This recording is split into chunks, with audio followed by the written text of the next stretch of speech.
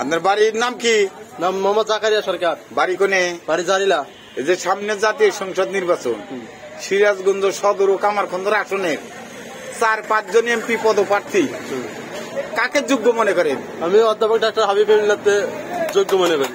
কি আমের যোগ্য মনে করেন? যোগ্য মনে করি, তিনি চাকরি দেয়, টাকা নেয় না, গরিব মানুষের চাকরি দেয়, ভালো ভালো তিনি উন্নয়ন করছে। শেখ হাসিনার কাছ থেকে কাজ হয় না, এলাকার উন্নয়ন করতে পারে। আপনার এলাকার কি উন্নয়ন করছে?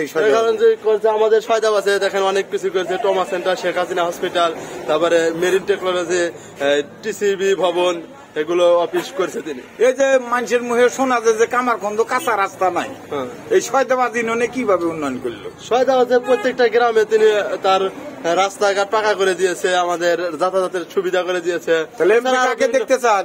আমি অধ্যাপক ডাক্তার হাবিব মিল্লাত মোল্লাকে এমপি এই মার্কায়, নৌকা মার্কায় জনতার কথা বলে এখন জারিলা। ধন্যবাদ।